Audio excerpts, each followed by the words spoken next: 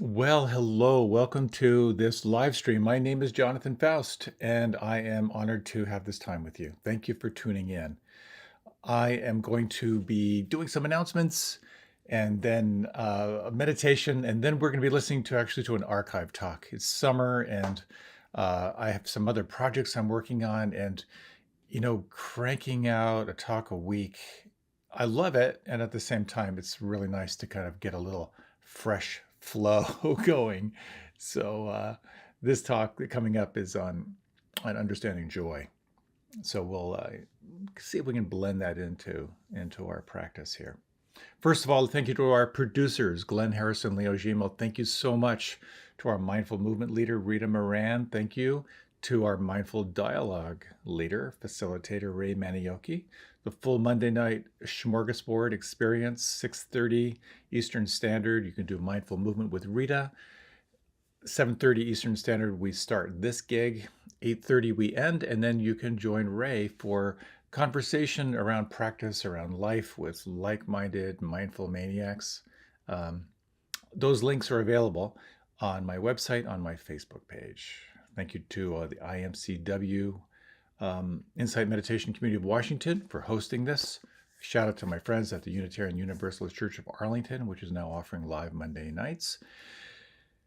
And thank you for your support. I really am committed to sharing these practices and teachings cost-free. And of course, there are costs. And if you're ever inspired to throw a little change my way, that would be really helpful. Because between video editing and all the mechanical stuff, life. All right, that's it. Let's take some time to open up to the present moment and maybe even to a little bit of joy. So if you like, you might reach your arms up overhead. Take a few moments, stretch up to the left side, the right side, open your jaw, let out any sounds. Let yourself settle in, and you might just take a moment, just a suggestion, bring one hand to your heart. And as you close your eyes, let your attention move inward to the sense of the breath, and in particular, at the top of the inhalation, just noting if you can draw the breath up under your collarbones. And also feel your hand on your heart. We're going to start off with a little inquiry, if you would. As you breathe, take a moment to think of one specific thing, one person, one event that you hold with a sense of appreciation or gratitude. When you have a sense of that, breathe and sense where you feel that on the inside.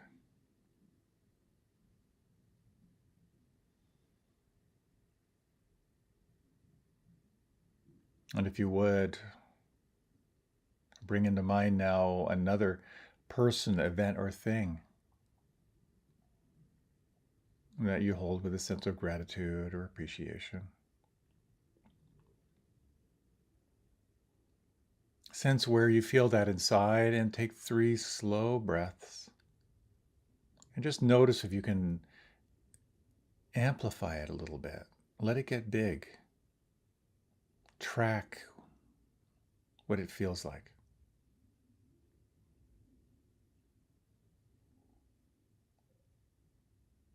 And now a third thing, a third person, a third event. Bring it into mind and imagine you could step into it as if it's here and now.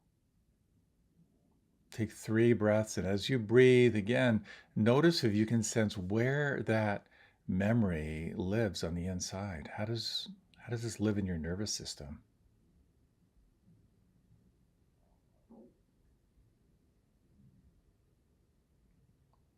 And now if you can, sense if you can connect the dots, holding these 3 things simultaneously, these moments of grace, of being blessed. And imagine now all the ways that your life has been blessed, all the unexpected gifts that have come your way.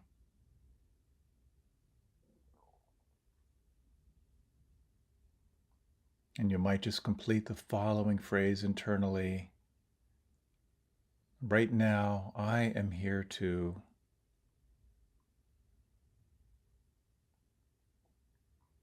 right now. I am here too. Whatever words arise, let them be there. If no words show up, just find some words that resonate for you.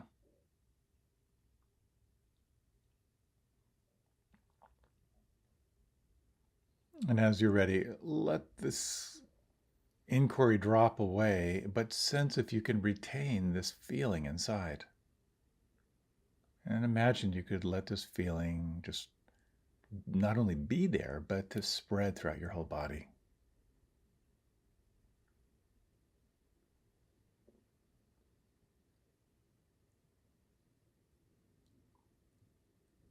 Softening now the forehead, letting your forehead be smooth and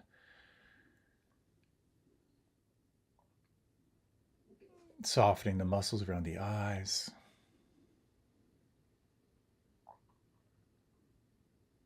Imagine you could let all expression begin to very gently melt away from your face. The cheeks down into the jaw, relaxing and softening your lips, feeling the inside of the mouth.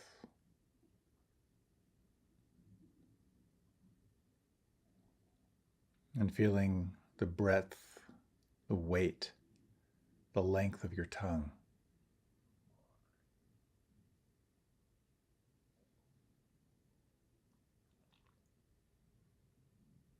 You might imagine your shoulders, your arms like heavy drapes, just hanging from your shoulders as you sense down through the elbows and down through the wrists. And awareness flooding into the palms.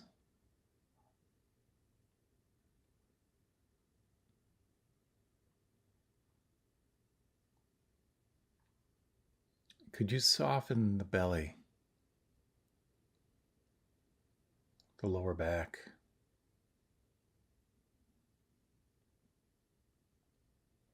And feel from the inside out the hip joints as you sense the floor of the pelvis.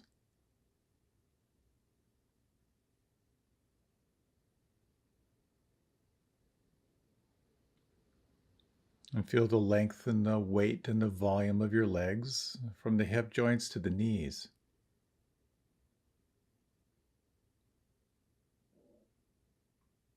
The knees to the ankles.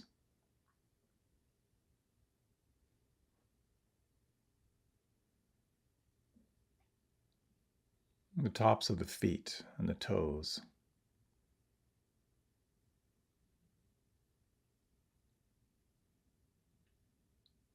The soles of the feet and the heels.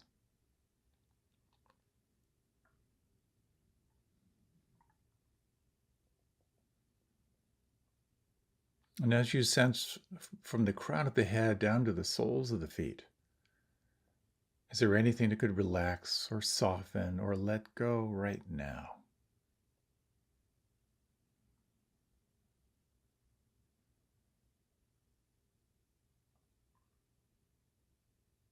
And very gently sensing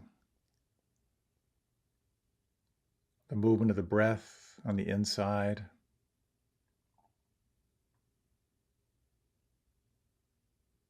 noticing the sound vibrations,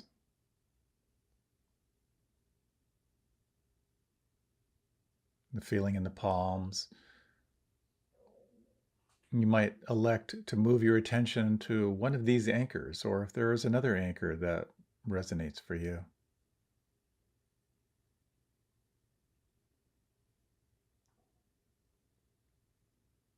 And as you continue, noticing the natural movement of the mind, notice if you can celebrate that moment of awakening and gently bring your attention back to the experience of here and now.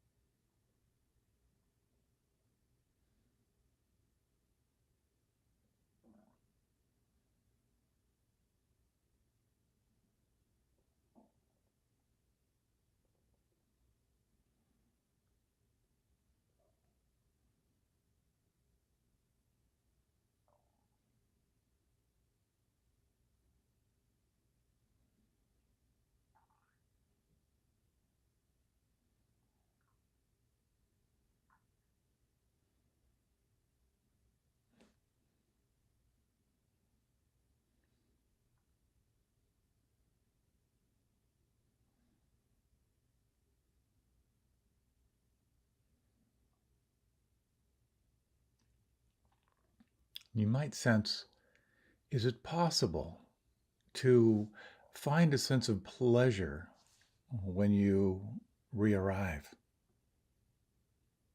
To feel the pleasant quality of relaxing, that's inner softening,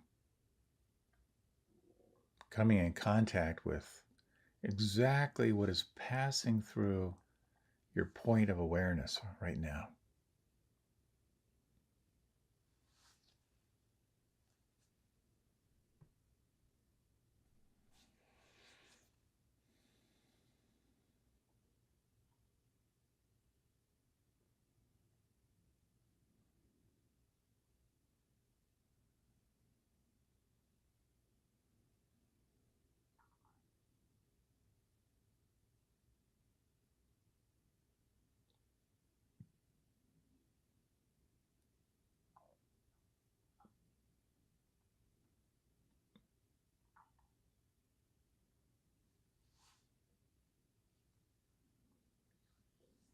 And can you sense in these remaining minutes this seat of the witness, of your capacity to observe without judgment, without grasping, without pushing away? And here you might broaden and widen your attention, noticing everything that's changing, your capacity to notice and to let be.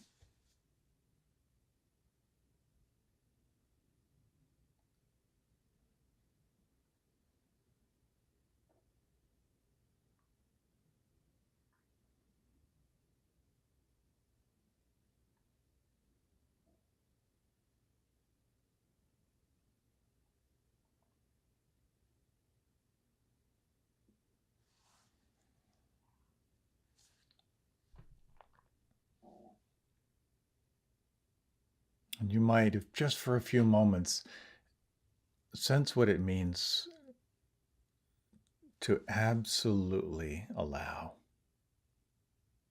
dropping any sense of doing, and in your own way, resting in presence, relaxed and awake.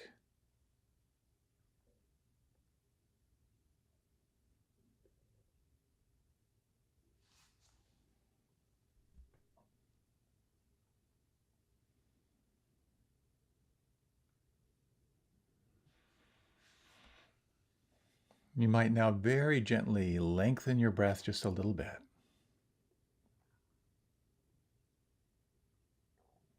Feel the breath on the inside. And in your own way, sense this quality of aliveness, of presence here and now.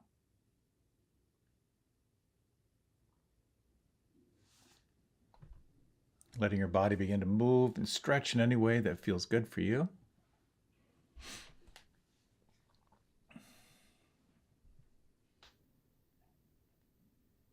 A few words about this upcoming talk. There are times when joy seems far, far away, an impossible state. And yet, in the absence of grasping, in the absence of judging, in the absence of pushing away, in the absence of doubt, in the absence of worry, in the absence of restlessness, in the absence of sleepiness, there is this quality of presence. And joy actually, some would say, is an inherent birthright. How do we increase our capacity for joy? It's an inner job, it's also an outer job because we live in this relational field. Developing our capacity for sympathetic joy, to take joy for the joy of others, is all part of the heart training. So I hope you enjoyed this following talk. This is one of the first live streams we did quite a few years ago. Thank you so much, and many, many blessings.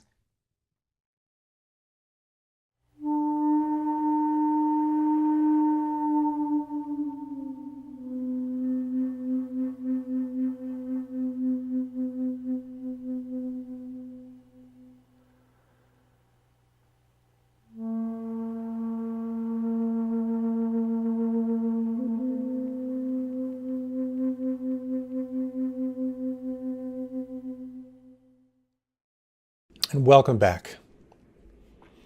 It's great to have you here. I want to welcome everyone who is watching this live stream. It is just so cool to see so many friends I haven't met yet, so many people from different countries who are watching. It's a real joy to be able to offer these practices and to share them with you. So thank you. I grew up in the Pennsylvania Dutch country on a little farm outside of Kutztown. And if you've ever heard of a place called Crystal Cave, our farm was a couple miles from there, kind of over the hills. And the area where I grew up had lots of caves, lots of limestone caves.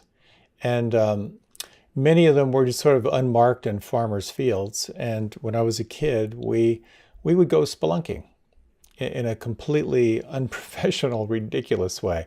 Just whatever flashlights we'd have, we would go into these caves. And these were not like the caves that were just filled with crystals and great caverns. It was really more like going in the groundhog holes and crawling through sometimes mud, when it was rainy. And there would be some caverns, but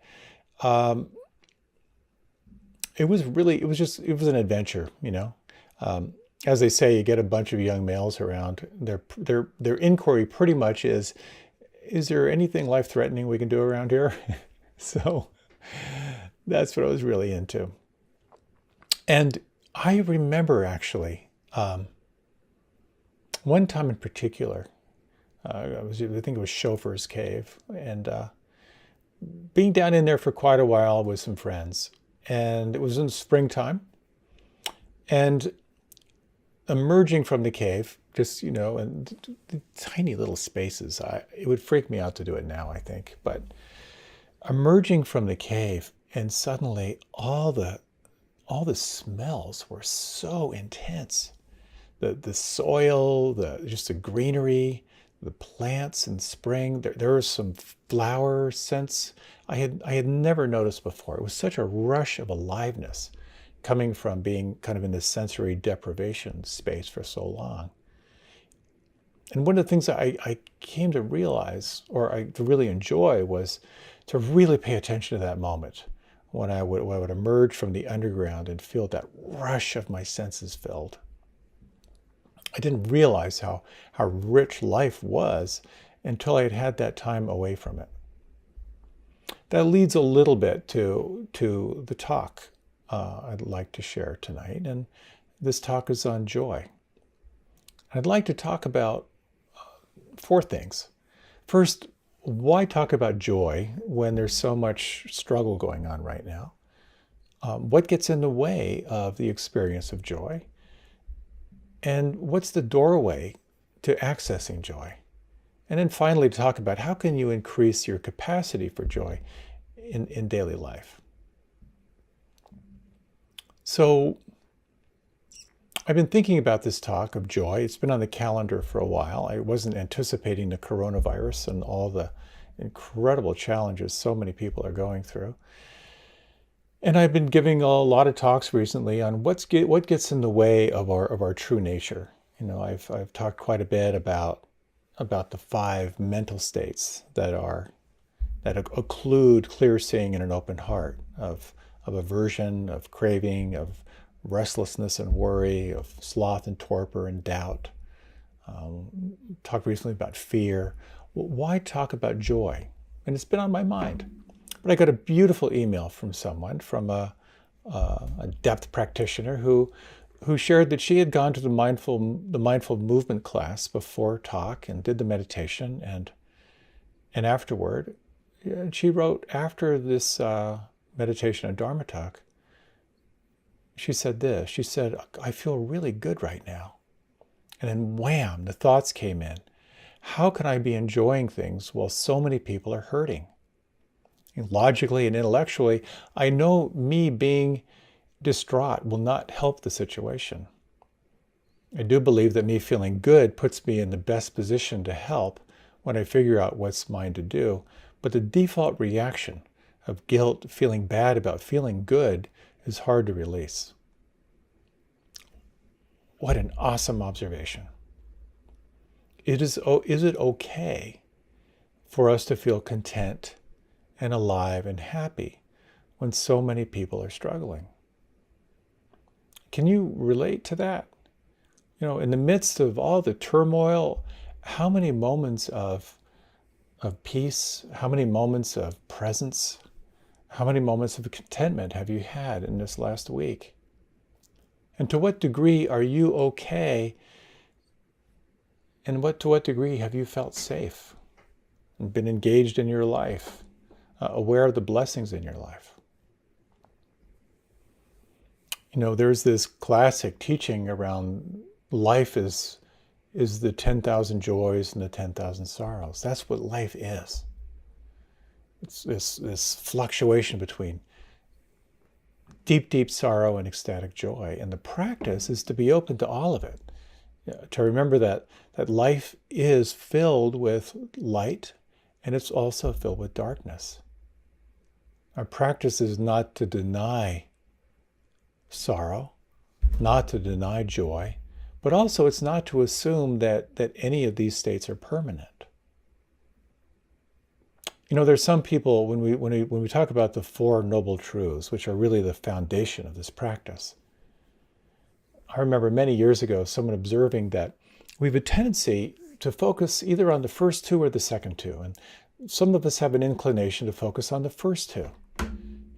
The first being that stress and suffering are part of the human experience. And the second, that there's a cause for that stress and suffering. And it has to do with attachment. It has to do with clinging. It has to do with identification. So there's those who are naturally inclined to want to really investigate, okay, here's the stress, where's the cause? It can be very, very fruitful. Then there are people who tend to focus more on the second two noble truths. And the third noble truth is that you can release stress and suffering. It's possible to let go. And the fourth, that there's a path, there are observations, there are techniques, there are practices that can lead to a further releasing of stress and suffering. And so there are some people who tend to focus more on those. Hey, you can let go, and there's a path of letting go. Each of them can be a little bit out of balance.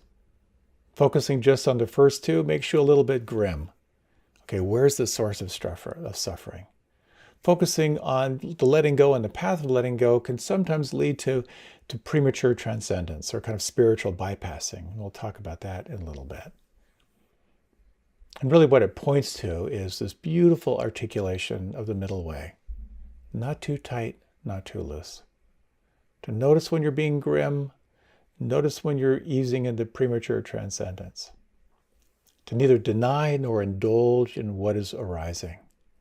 That is to say, if you're feeling joy, if you're feeling sorrow, don't pretend it isn't there. But don't hang on to it and thinking that it's not going to change. It's an exquisite teaching and a brutal way to practice because we get so attached or we get so aversive. But what happens is the more you recognize this law of impermanence of change, the more it can really up the ante on your capacity to enjoy. When there's only just a little bit of dessert left, rather than grieving over the fact that it's almost over, how much can you savor those last few bites? So just as joy can arise, just as pain can arise, and the question is there some way that you can kind of incline your awareness a little more toward joy? Maybe even when you find yourself caught in sorrow or unhappiness. So, what's the doorway to joy? When I think of a time when I was pretty caught and identified in not joy, I'm reminded of, I think I was maybe 13 years old. My sister and brother-in-law had just gotten married. They decided to go on their honeymoon in the National Boundary Waters canoe area between Minnesota and Canada. And my parents and her parents, my aunt and uncle decided it would be really fun for them to go along with them, and they brought along my little brother and myself. So we had a bunch of people for 10 days. We were canoeing and portaging and bringing all of our food for 10 days. And back in those days, all the tents were canvas, and we hit a spell of rain. I'd say it was more than a spell of rain. It was days and days of cold rain. That kind of rain where in the bow of the canoe with my dad, a big wave would come over me. I'd be warm for a minute and then freezing cold again. When we would make camp, at one time in particular, the tents were soaked, our sleeping bags were soaked. At that time, I think I was 6'5" and about 85 pounds. I was wearing jeans. You know what it's like when it's cold and your jeans are soaking wet. You don't want to move because another bit of jeans material is going to freeze your skin. Couldn't get a fire going. I looked at my dad and I distinctly remember saying, if I had an anvil, I would tie it around my neck and I'd throw it in that lake. And I didn't know this about my dad at that time, but my dad had been in World War II in the front lines, had been twice decorated for a number of sustained days of combat without reinforcements, had been wounded twice, had seen a lot of real hell. He gave me a look that I had never seen before, a very, very steely look. And he said to me, "Hey, no one's shooting at us." That totally shut me up. Something about the conviction and the way he delivered that line was like, wow, yeah, I get it. No one's shooting at us. That's begin kind of a catchphrase for me from time to time when I'm complaining. You know, no one's shooting at me right now.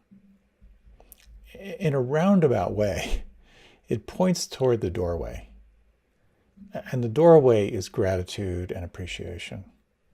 So it's one thing just to think, okay, no one's shooting at me. That does open up a sense of gratitude, but I'd like to talk a little bit more about some of the other avenues of gratitude.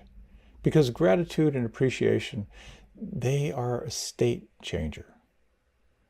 If you like, just close your eyes just for a moment, just to kind of get a sense of this. And if you would, take 3 slow, deep breaths now.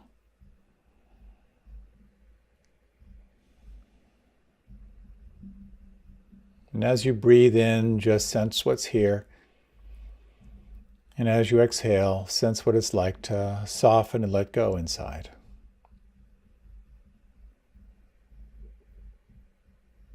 And if you would, bring your mind to someone or something that you feel grateful for or you appreciate right now. Someone or something you appreciate. And if you like, you can bring your hand to your heart and just hold your hand there and take some time just to reflect on this. Can you create a mental image? Can you sense what it feels like when you turn toward gratitude and appreciation? And whatever you're feeling inside, could you let that get a little bit bigger, as if you could breathe into it like you're fanning the coals?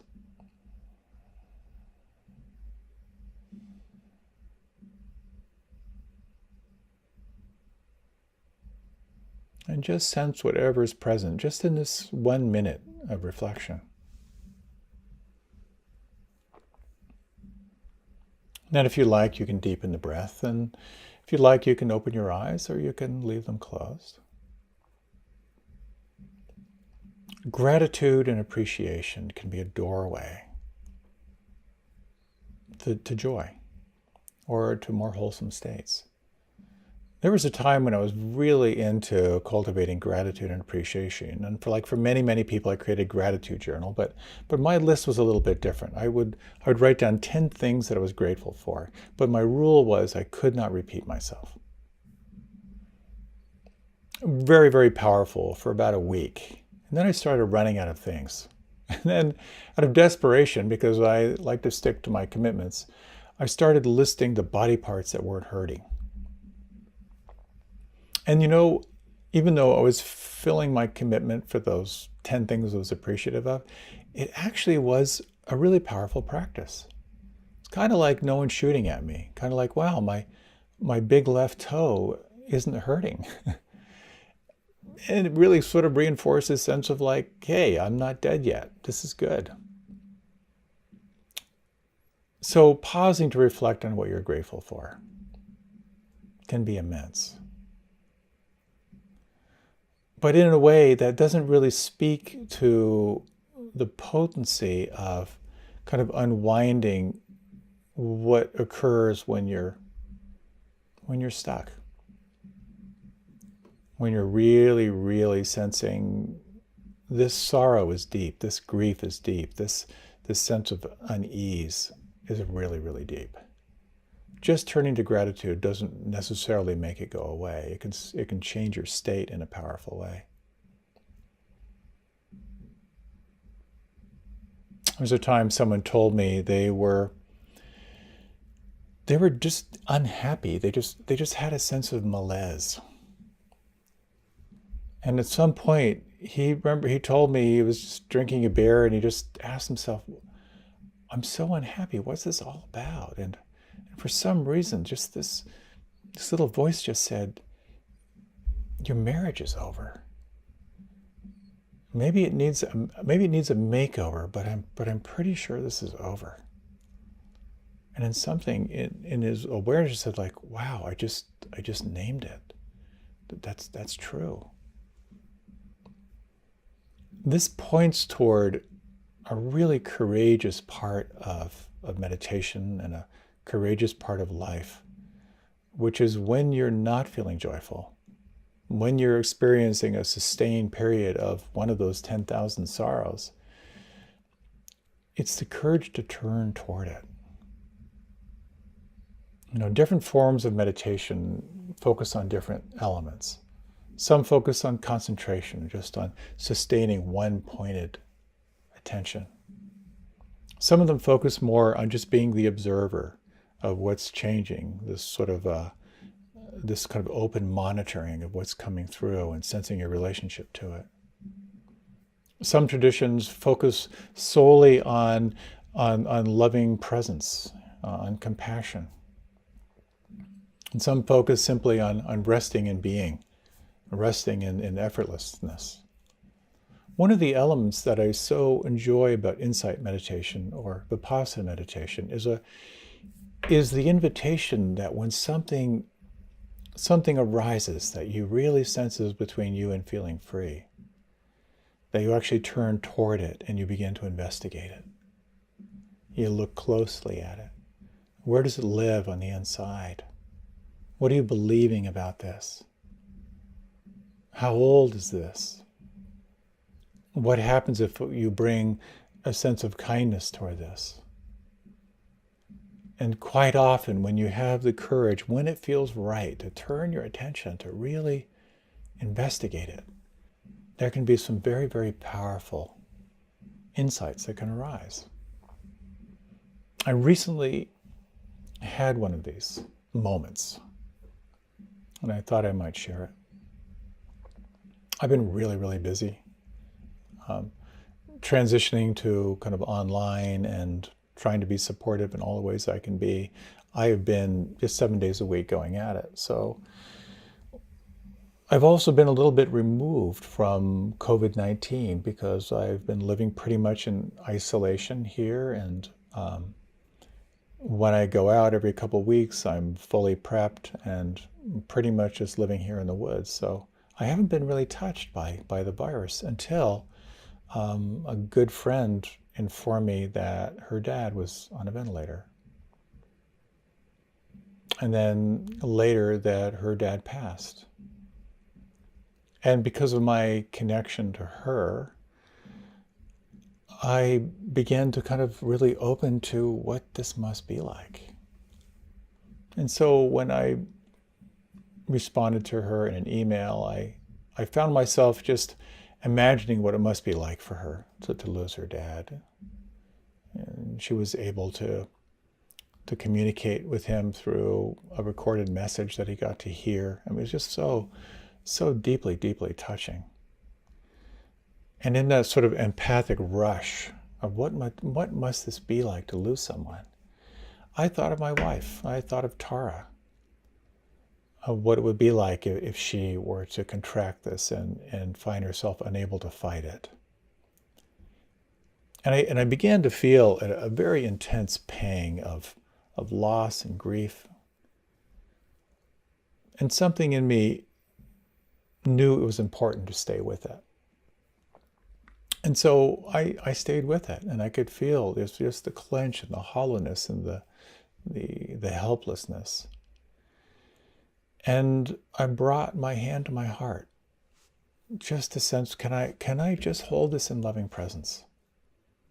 And as I did so, and just kind of like being there for a while, I could begin to feel a connection to Lynn and to her family and with her dad and to all those who are in fear of losing loved ones. And I began to feel this feeling inside began to shift. It began to move from this intense, gripping fear into a much more expansive, connected flow. And then it began to shift even more into this sense of like, not to overstate it, but a sense of just almost like ecstatic appreciation. This recognition that, well, actually, she's really healthy and really vibrant and really alive right now. And we have this time right now. And what an incredible blessing to have what I have right now. It's a very powerful experience for me. I'm normally not one to sort of embrace the sorrows, but because for whatever reason I had the presence to really stay with that clench of sorrow and fear and grief, because I could stay with it and somehow call on compassion and empathy, I was able to kind of ride that wave to really move to this place of deep appreciation and gratitude and embracing the aliveness that's right here. That is an elemental part of the practice. And I'd like to offer a little experience, which I've led before, but it can be very, very helpful. And sort of it's informed by the work of focusing and by Dr. Eugene Gendlin. It's called Clearing the Space, where you ask yourself a question. And the question I'll be asking you is, what's between you and joy? And what you'll do is you'll just sort of let one thing come to mind. And it might be, if I think about that right now, it might be, I haven't heard from someone in a while, and I hope they're okay. And so what you'll do is you just say hello to that. And you imagine you just move that to the side, and you can just place the concern for it to the side. It doesn't go away, it's just the concern for it to the side. And then again, I'll ask you, what's between you and feeling joy? And you'll just let something come up. You'll say hello to it and move it to the side. And I'm going to ask this question 5 times. And what it will do is it'll begin to help you sort of name the landscape of what's between you and feeling joy. So if you like, if it feels right for you, you can close your eyes. And again, you might just sense the breath. Use the next few breaths as a way of calling your attention back inside.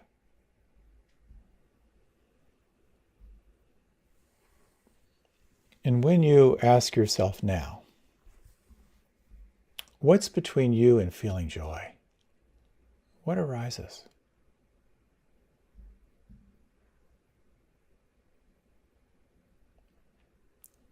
And in your own way, can you just let it know you see it? Say hello to it.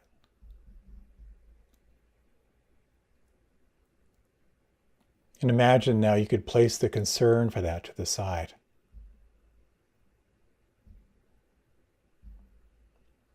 And then again, what's between you and feeling joy?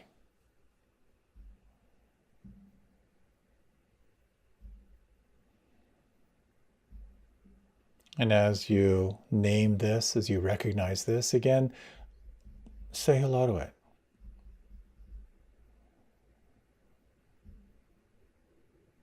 And imagine you could slide the concern for that to the side. Kind of clearing the mind again. In your life right now, what's between you and feeling joy?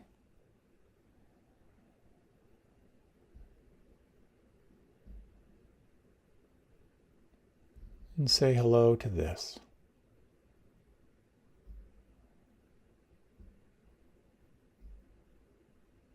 And imagine you might just place the concern for that to the side.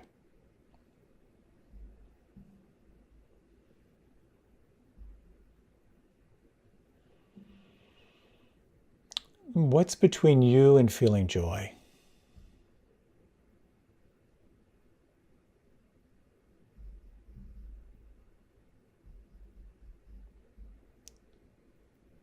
And in your own way, let this know you see it. Say hello to it.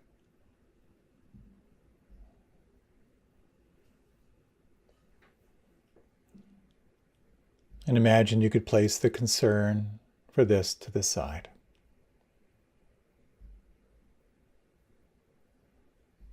And one final time. What's between you and feeling joy?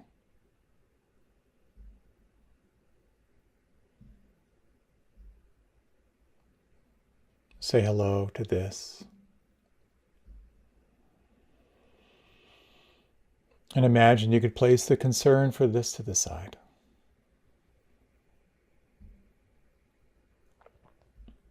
And take a few moments now just to reflect on what you've named.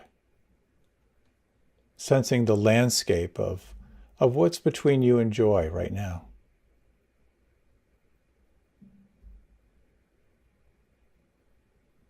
You may find perhaps just a little bit of space in just naming them. Or you may find how alive, how tender these issues are in your life. And you might just sense in your own way if there's something here that you might like to investigate or might like a little more time or attention from you in the future. Just let that know in your own way that you're here. When the conditions are right, your intention is to fully be with this.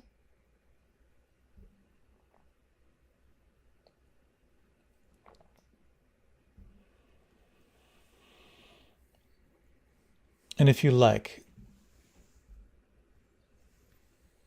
you can now gently deepen your breath, and if you like, you can open the eyes, or you can remain with them closed. This can be a very powerful exercise, I find. It can be a little brutal, but you're cultivating a sense of wisdom here. To be able to name what's between you and feeling joy, it begins to shift your relationship to it a little bit, I find. In the last month or so, a lot of the talks that I have been offering have been focusing on that which obscures clear seeing and an open heart. Of what it's like to really understand aversion, anger, blame, to understand the craving, wanting, fantasizing, planning mind, and what it's like to work with a mind that is restless and worried and can't settle, and what it's like to work with a mind state that's filled with lethargy and sloth, and what it's like to work with a mind that is paralyzed by doubt or ruthless self-criticism. What it's like to work with fear. The interesting things here are that these elements that I just named can really be seen as weather systems. They obscure the sun, they obscure clear seeing, and yet when they're not present, there is the sun, there is the light. So taking time to reflect on what's between you and feeling joy is, in a sense, reflecting on what's between you and a mind that is luminous and vibrant and at peace. And taking the time to investigate, which we don't have time in this talk, but to reflect on that practice of rain, to recognize what's here. The A, to ask if you can allow it, if you can accept it, which you can't all the time, and that's strategic sometimes to not look. But if it does feel safe to investigate, investigate somatically, investigate your beliefs, and most importantly, take time to call on loving presence, on compassion and kindness. And you may find that something that feels very, very tight may begin to soften in some way. There might be some insight that arises, that, or some possibility that wasn't there before. You know, every coin has two sides. When there is something unpleasant or negative, there's always something inherently positive in that. In the same way, quite often where there's light, there is shadow. And part of our training is to really see that clearly and to see where you cling, to see where you're caught in aversion, and then to investigate the nature of that clinging, that identification, and to explore how you can soften and how you can let go. So in a sense, we are exploring equanimity, a kind of a steadiness that is present in the fluctuating 10,000 joys and 10,000 sorrows.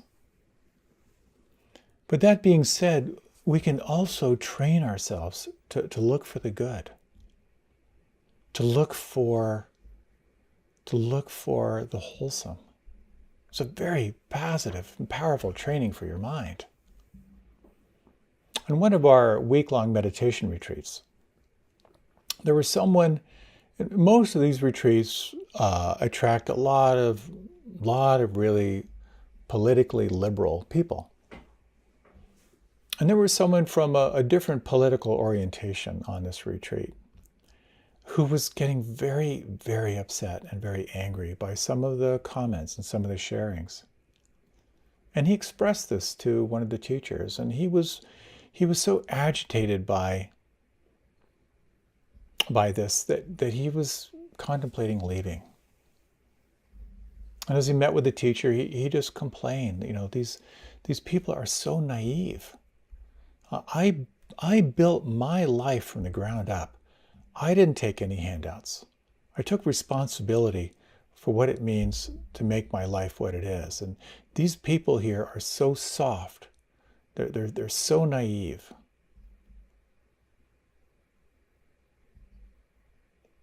These are people who just want to give the money away that I earned to support people who aren't taking responsibility for their life. And it disgusts me. And I think I have to leave.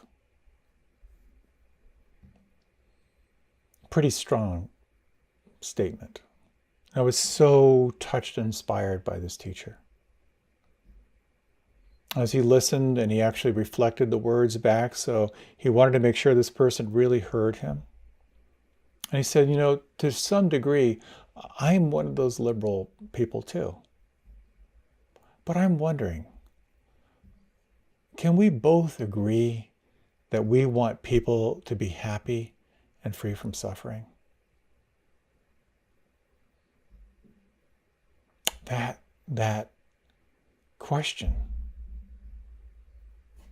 reframed the conversation, because this man said, absolutely. I also want people to be happy and free from suffering.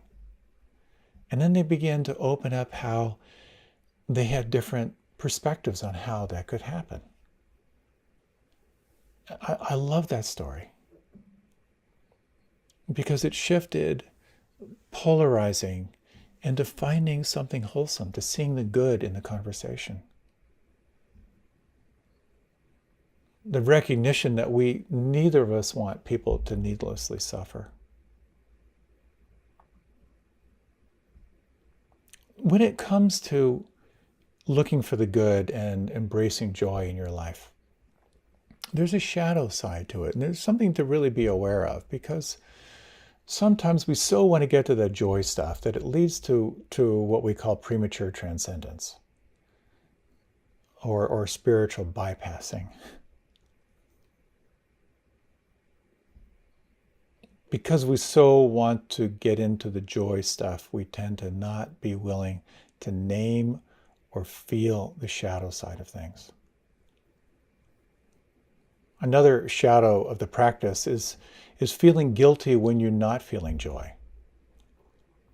I certainly know this one. Like, well, I'm a long-term meditator and I'm a Dharma teacher. I am not supposed to be feeling this. I'm supposed to be feeling joy and happiness. And we can easily fall into this trap. If I'm not feeling joy, something's wrong with me. And so what that points to, again, is this middle way. Remembering that all things change, that when you're struggling, when you are in one of those 10,000 sorrows, remembering that this will pass, that there are practices that can help you to see into the nature of its impermanence, and to get the lessons you might need to learn from that. But also when you're feeling on top of the world and you feel like you arrived, there in particular you want to remember this too. This too is going to change.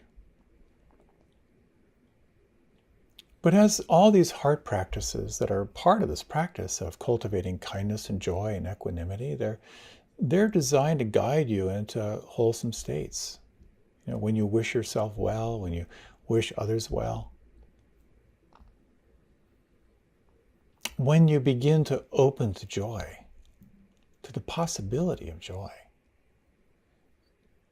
Quite often we are invited to really focus on those first two noble truths. You know, find the suffering, find the source, find the clinging, find the identification. It's easy to get grim about this practice. But just as we're invited to investigate the phenomena that arise in our experience, it's very powerful when you experience a wholesome state, when you experience joy.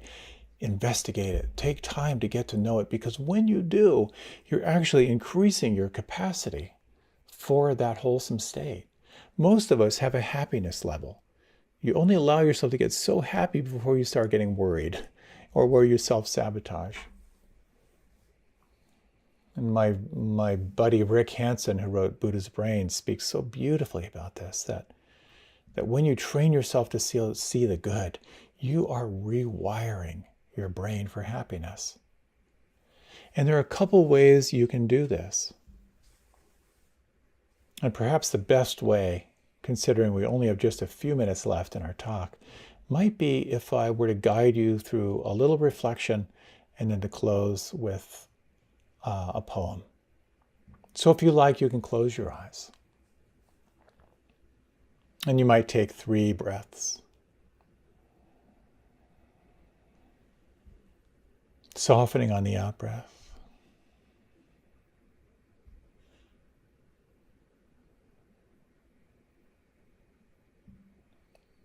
And bring into mind someone or something that touches your heart, something you're grateful for. So I like to say quite often, go with a dog or a pet or a plant. But take a few moments just to settle on one thing that you appreciate, that you're grateful for.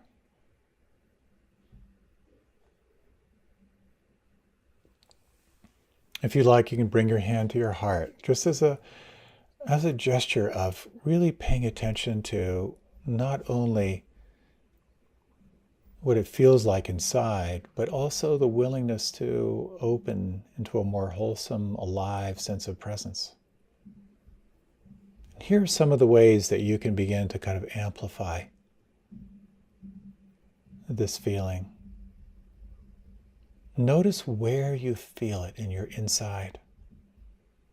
You might lengthen and deepen your breath a bit. Where do you feel it?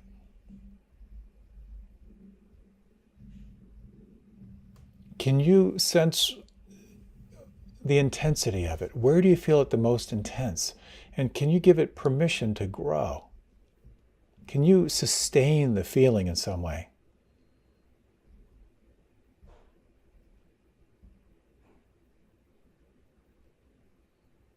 And as you sense it inside,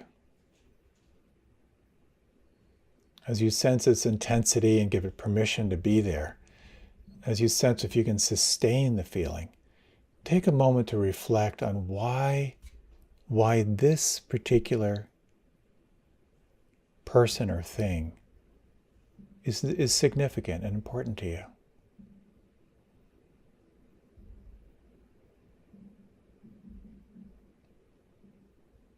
Why is your capacity for joy and happiness important to you?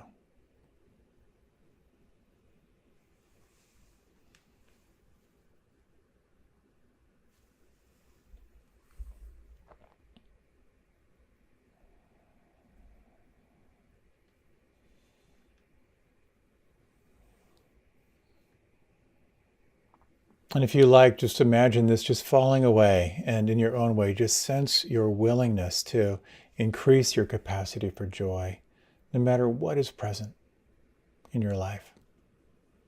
To sense in your own way how your capacity for joy and wholesome states allows you to be more intimately present to all that arises in your life, to those who are most important to you, and to truly be of service from a place of overflow, sensing that possibility.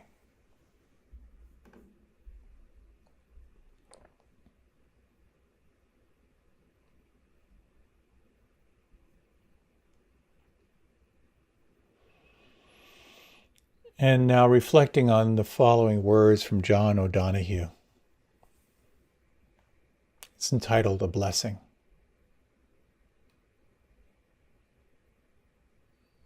May you awaken to the mystery of being here and enter the quiet immensity of your own presence.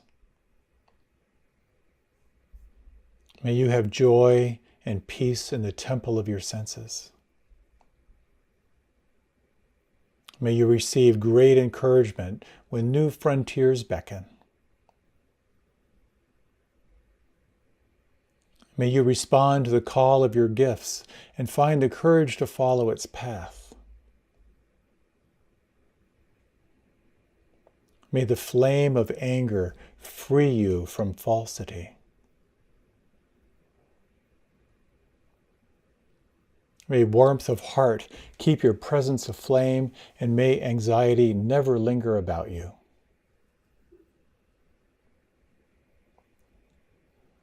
May your outer dignity mirror an inner dignity of soul. May you take time to celebrate the quiet miracles that seek no attention. May you be consoled in the secret sympathy of your soul.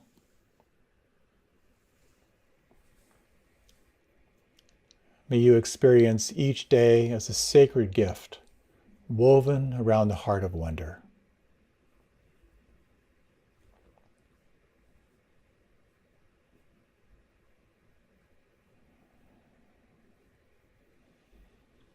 As you're ready, you can gently deepen your breath.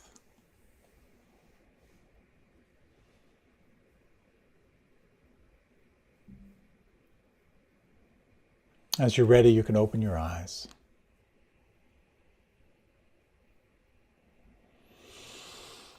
Thank you so much for your time and attention. Wonderful to be with you. May you enjoy, have a wonderful evening together and beyond. I so appreciate your presence, and I wish you well. And if you'd like to stay for one last really stupid joke that I couldn't work into my talk, Here it is. Apologies to anyone this offends. The story goes that Jesus is down by the gates of heaven, and this old man comes up to the gates. And St. Peter asks the old man, "What have you done to deserve entry to heaven?" And this old man who can barely see, he says, "To be honest, I'm merely a single carpenter. It was my son that was truly great. Although he wasn't my biological son, his birth was miraculous. I still loved him very much. And later in life, he went through many trials and transformations. He spread his joy. He told his story. And all over the world, he's known even to this day." And Jesus looks at the man, he has a tear in his eyes, and he says, "Father?" And the old man looks up and he goes, "Pinocchio?" I'm sorry. Enjoy.